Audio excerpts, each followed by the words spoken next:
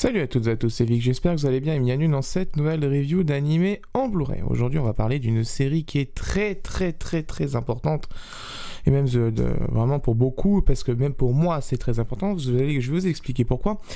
On va parler de Puella Magi Madoka Magica, qui est tout simplement une série, et une série de films aussi, vraiment spectaculaire. Alors Madoka, c'est le genre de série qui pour moi restera à jamais gravé dans mon cœur.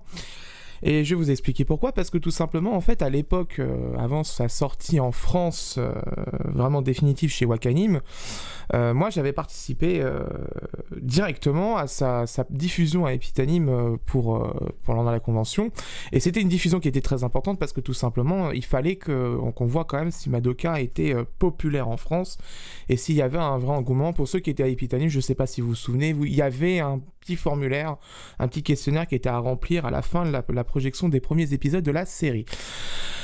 Moi, j'avais participé à la partie technique au niveau vidéo. On avait reçu d'ailleurs des fichiers vidéo, mais abominables pour cette série, qui était d'une qualité, mais enfin, qui était juste illisible. En fait, ils démarraient même pas les fichiers. Il a fallu que je refasse tout à la main. C'était vraiment 3 jours d'angoisse, vraiment littéralement. Donc voilà, donc c'était vraiment une série très plaisante. La série a été acquise par Wakanim, elle est sortie en SVOD, pas dans sa version Master Blu-ray, mais dans une version intermédiaire qui était mieux que la version télé diffusée au Japon, mais un petit cran en dessous de la version Blu-ray, parce qu'il n'y avait pas tous les éléments graphiques qui avaient été réinstallés, parce que je vous rappelle que cette série avait été quand même produite par Shaft, et Shaft est très connu pour retoucher énormément ses masters Blu-ray, ses masters pour une sortie Blu-ray, et la différence entre la version télé et la version Blu-ray s'était énormément fait sentir, parce que notamment dans les chambres des gamines en question, dans la version télé il n'y a pas de meubles, dans la version Blu-ray il y a les meubles en fait. Donc c'est assez drôle de voir ça, mais ça a son petit charme quand même de cette version télé de Madoka. Donc voilà, il y a eu après les films. Donc là, on va parler justement aujourd'hui des films, les films justement qui sont sortis au cinéma, si ma mémoire était bonne, en France. Ma mémoire est bonne, hein. J'ai un doute parce que ça remonte à il y a très longtemps, mais ils étaient sortis chez Olzanim. Donc là, on va parler des films 1 et 2, donc qui sont tout simplement, je crois normalement de mémoire en japonais, je lis. Alors attendez, est-ce que je suis un petit peu loin de la caméra, hein, vous inquiétez pas. Ouais, voilà, donc c'est ça, c'est Begins et Eternal, qui sont les deux premiers films de Madoka Magica, qui retracent d'ailleurs toute la série télé dans une qualité incroyable. C'est d'ailleurs, si vous souhaitez voir le Madoka, je pense que c'est la meilleure porte d'entrée en réalité pour voir la série. Donc on va regarder ça aujourd'hui. Donc on va faire la review des deux premiers coffrets, des deux premiers films, dans leur version japonaise. Alors vous allez me dire, mais Vic, pourquoi tu présentes la version japonaise? Il y a une version française qui existe en France, pourquoi tu la présentes pas? Eh ben parce que tout simplement All the Anime avait acquis les droits effectivement des 3 films. Le problème c'est que l'édition des 2 premiers films est tout simplement introuvable en dessous de 170 €, parce qu'en fait comme il n'y a plus de stock, les gens se spéculent comme pas possible dessus, et ce qui fait qu'aujourd'hui les 2 premiers films ne sont pas accessibles. Le 3e film est encore accessible, je vous mettrai un lien en description si vous souhaitez l'acheter, mais le 3e film est encore à peu près accessible, parce qu'il y a encore du stock, mais le jour où il n'y aura plus de stock, vous inquiétez pas qu'il sera au même tarif que les 2 premiers. Cette édition japonaise, je vais vous expliquer pourquoi je vous la présente. Il y a une particularité assez exceptionnelle qui a été faite à l'époque, justement en collaboration avec le traducteur français que je connais personnellement, parce que c'est un ami à moi. Donc franchement, on se connaît tous sur Madoka. On s'est tous connus sur Madoka, on s'est tous liés pour vraiment faire quelque chose pour Madoka. Et ça aboutit à énormément de choses, dont la sortie en France de Madoka, et ça c'était quelque chose de bien. Donc on va parler aujourd'hui du coffret japonais, donc c'est le premier coffret japonais que je présente sur la chaîne. Et là on va voir un autre niveau de coffret, vous allez voir ce que les finitions, quand je vous dis qu'un coffret japonais a des finitions exemplaires, vous allez voir ce que c'est. Alors, on a déjà, la première chose qui est choquante sur les Blu-ray japonais, très souvent, dans les éditions limitées, je sais pas si vous voyez, mais il y a un cellophane à la taille du coffret Blu-ray, qui n'est pas juste 2 bouts de film qu'on fait en thermo chaude, qu'on ressoute vite fait. Non. C'est un film cellophane à la taille du coffret et taillé pour le coffret. Donc chaque coffret a un cellophane comme ça. vraiment à sa taille, avec le stickers pour dire que c'est une édition Blu-ray limitée, et pour vous dire que du coup vous achetez vraiment quelque chose de premium.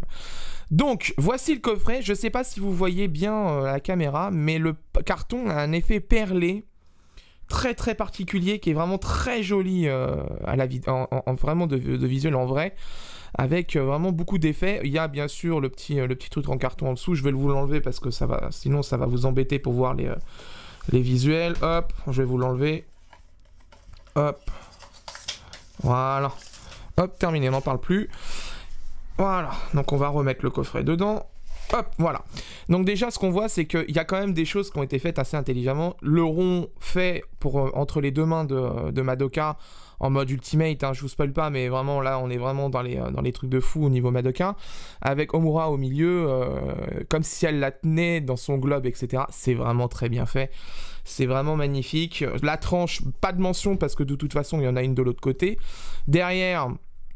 on a les autres personnages de la série et des deux films du coup de toute façon avec vous voyez il y a 2 Blu-ray disques et un disque OST parce qu'il y a l'OST qui est inclus dessus et je sais pas si vous allez voir, attendez, je vais vous l'avancer, je vais vous mettre la caméra comme ça. Vous avez le nom des staffs ici en japonais, du staff japonais. Vous voyez que c'est produit par Shaft, c'est Gen Urobuchi qui est au scénario, etc., etc. Donc voilà. Donc vraiment, Madoka, c'est vraiment une œuvre qui est incroyable, que vous devez absolument avoir dans votre vidéothèque.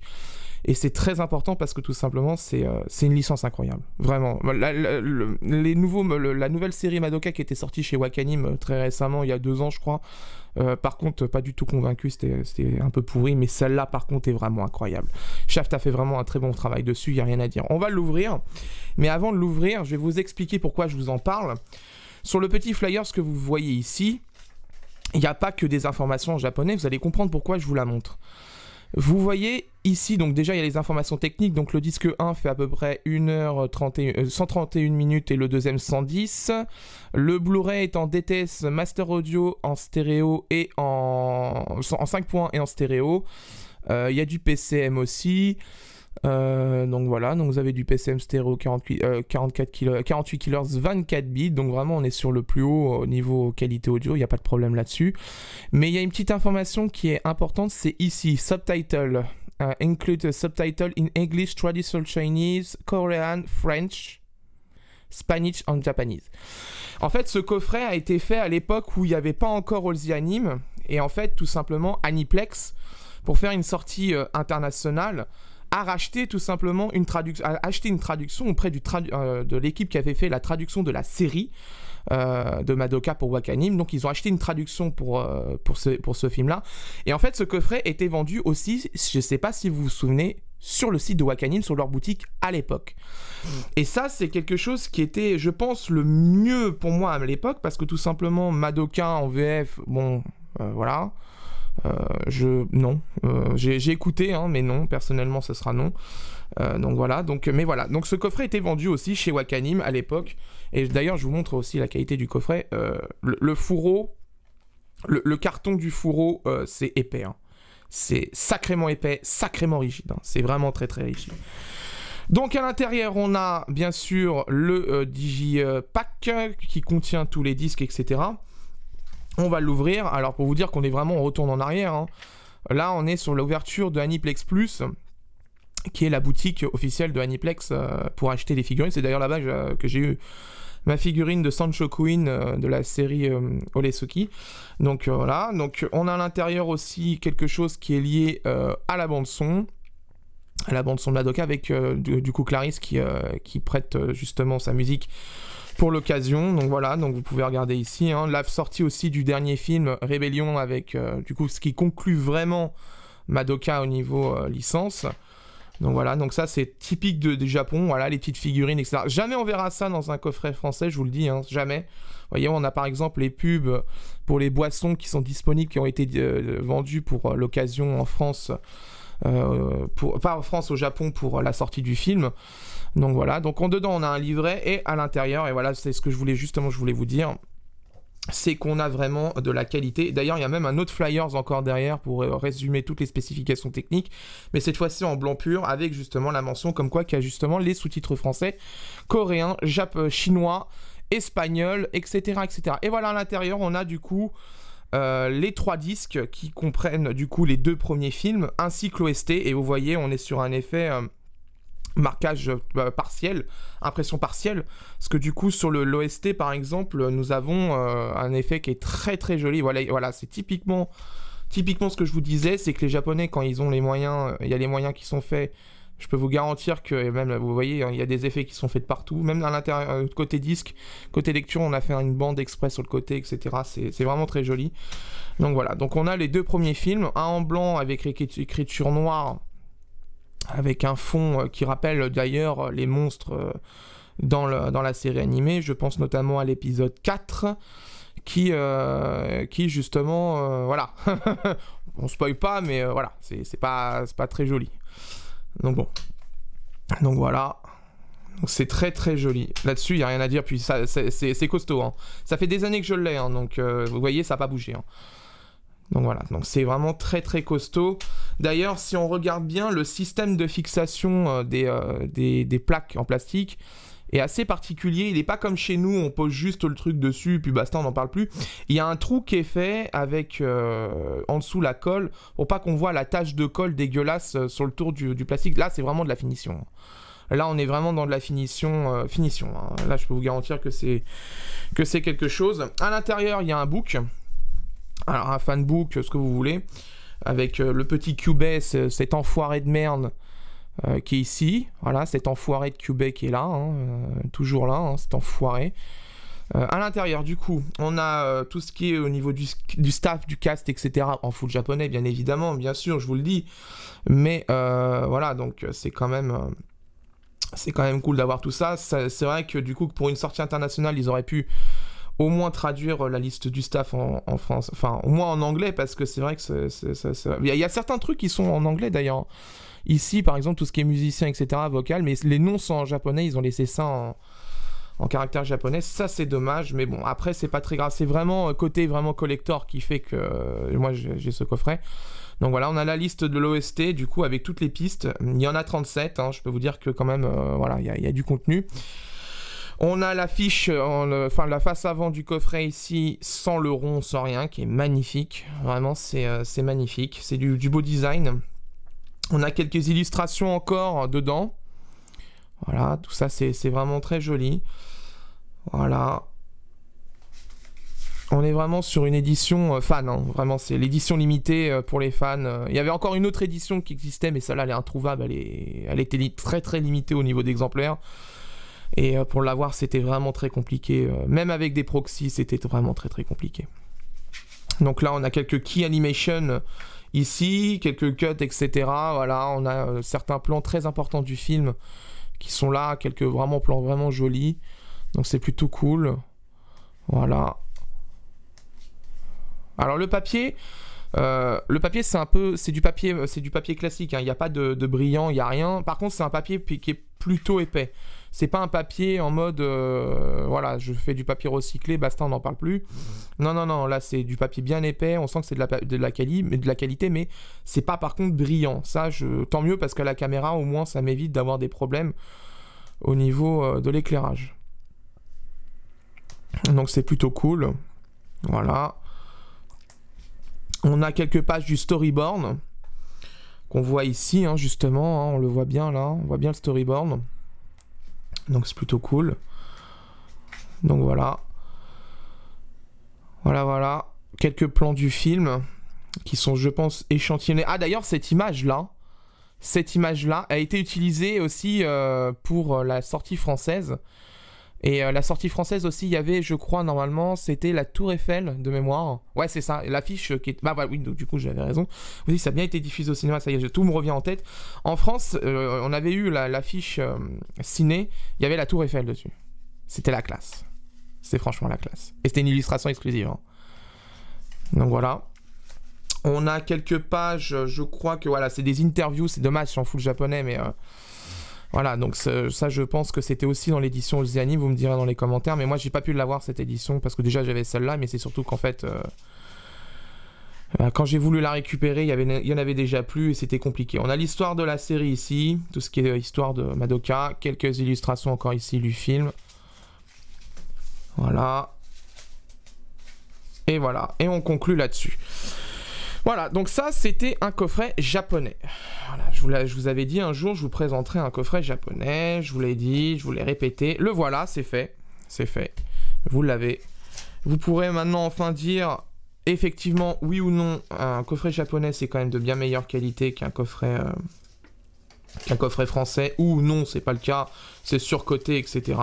Ça, c'est à vous de vous faire votre avis. Mais déjà, rien qu'au niveau du support des plaques du Digipack, on voit tout de suite que ça a été réfléchi dans une optique de 1, ça soit pas moche, et de 2, que ça tienne. Donc ça, c'est pour vous dire, c'est les finitions. Et les finitions, c'est quelque chose de très important dans l'industrie. Et ça, je le répète souvent, mais le marché du Blu-ray, c'est un marché de niche. Je le répète encore une fois. Hein. C'est un marché de niche, on veut de la qualité. Voilà. Tout simplement. Je vois pas pourquoi, justement, on n'aurait pas de qualité en ayant justement fait un format qui permet justement d'avoir de la qualité. Donc voilà, donc on va pouvoir passer à la review technique. Bon, il n'y aura pas de VF, hein, je vous préviens tout de suite, donc ça va aller relativement vite au niveau de la review. De toute façon, il n'y a que les sous-titres français, la qualité vidéo et le son qu'on va pouvoir traiter. Mais déjà, vous allez pouvoir vous faire une idée. Et je vous donnerai les lieux spécifiques pour l'acquérir encore, parce que cette édition est encore disponible. Il y a une autre édition qui est beaucoup moins chère, qui elle... Et je crois 15 € moins cher, il n'y a pas l'OST dedans par contre du coup, donc, mais c'est un petit peu plus accessible, ce sera toujours plus accessible que les spéculateurs, que les éditions françaises avec la spéculation qui est faite dessus. Au Japon elle est encore en stock, donc faut en profiter, surtout qu'en plus je vous donnerai un moyen pour avoir ça via le site, sans vous taper les frais de transfert, les frais de dossier des transporteurs, etc. Vous aurez ça chez vous, tranquillement, sans surprise comme on dit, voilà. Donc moi je vais aller revoir le film, hein, de toute façon, hein, ça fait très longtemps que j'ai pas vu le film, très longtemps, puisque Madoka ça m'a énormément perturbé à l'époque quand moi je m'en suis occupé niveau vidéo pour la sortie, pour la diffusion Epitanime. Je m'en souviendrai toujours en fait de Madoka, parce que c'est tout simplement la première série, ça a été littéralement la toute première série animé japonais que j'ai fait en pro pour quelqu'un, et sans déconner, quand on a reçu les fichiers et qu'on a vu que c'était vraiment immonde, que rien démarrait et qu'on était à 3 jours de la diffusion et que c'était la merde, j'ai pris mon courage à deux mains comme on dit, hein, mais ouais, non, c'était vraiment compliqué, c'était vraiment très compliqué, mais ça reste une série qui reste très importante pour moi, et une licence qui est très importante pour moi en fait, tout simplement. Mais voilà, donc on va regarder ça, on va faire la review technique, hein, tout ce qui est vidéo, etc. tout de suite, dans quelques secondes pour vous. À tout de suite. Bien, après avoir vu Blu-ray, je peux vous donner mon avis. En ce qui concerne la définition, c'est une définition de 1900 par 1080, FPS de 23,976, une compression en H264 et un débit vidéo qui avoisine les 36 mégabits par seconde. Les films de Madoka ont été produits pendant les grandes réformes du laboratoire Sony PCL, le laboratoire qu'utilise très souvent Aniplex pour pouvoir faire ses œuvres animées japonais au Japon. Un très gros travail sur la gestion du color banding a été fait. Comparé au Blu-ray de la série télé, ces Blu-ray de ces deux premiers films sont quand même de bien meilleure qualité par rapport à la série. Il reste cependant encore quelques traces d'aliasing et quelques micro-résidus de color banding, mais ça reste très maîtrisé dans l'ensemble. C'est presque un sans faute vu le paquet d'effets de couleurs, l'univers assez sombre de Madoka. C'est quand même plutôt bien géré vu la complexité de la vidéo vraiment à traiter, et ce Blu-ray est satisfaisant quand même au niveau qualité vidéo et ravira les fans de la licence de Madoka. En ce qui concerne le son, la VO en DTS HDM à 5.1 et en stéréo 24 bits 48 kHz. Il y a une autre piste audio en DTS stéréo 224 kbps par seconde, c'est la piste commentaire du film avec l'intégralité du staff japonais. Pas de compromis pour cette édition Blu-ray avec du DTS HDMA aussi bien en stéréo qu'en 5.1. Les deux pistes son sont vraiment exemplaires au niveau qualité. Mention spéciale à l'audio 5.1 qui est de très bonne qualité, qui a vraiment une spatialisation incroyable, ce qui vous fera des frissons quand vous allez entendre la bande son de signé Yuki Kajilua, qui a signé la bande son de grands chefs-d'œuvre d'animation japonaise. Donc montez le son et savourez la perfection en audio, vraiment c'est de l'or pour les oreilles, c'est parfait. Donc montez un peu le son. Petite surprise de cette édition, c'est la présence des commentaires du staff de Madoka, malheureusement non traduite parce que tout simplement en français ça coûte énormément d'argent à faire ce genre de choses, vu qu'il n'y a pas de script de dialogue, c'est extrêmement dur de traduire à l'oreille. Il y a en plus le son du film derrière et les comédiens et le staff qui parlent en même temps, donc là vraiment à traiter c'est vraiment très difficile. Au niveau de la traduction et du style de sous-titres, au niveau de la police d'écriture, les japonais sont très connus, notamment dans le groupe Sony Aniplex, d'utiliser une police d'écriture très lisible pour ses sous-titres anglais, mais avec une couleur grise au lieu du traditionnel blanc pour la police d'écriture. C'est le cas de cette traduction française, elle reprend le style des sous-titres bien connus des Blu-ray d'Aniplex aux États-Unis, États-Unis et aussi au Japon, les fameux sous-titres anglais avec la couleur grise, donc c'est bien le cas. C'est lisible aussi bien proche de l'écran qu'à 2 mètres, qu'à vraiment à une distance vraiment raisonnable d'un téléviseur, il n'y a pas de problème là-dessus. Franchement, la lisibilité est très bonne, il n'y aura aucun problème là-dessus. Au niveau traduction, le staff de la série diffusée sur Wakanim a été reconduit. C'est Stéphane Lapie, traducteur d'une grosse partie des Monogatari, qui est à l'origine de cette traduction française. Il y a eu beaucoup de travail dedans et ça se sent. Madoka touche à quelques points à l'allemand et notamment à Faust. Il y a quelques allusions dedans et ça c'est...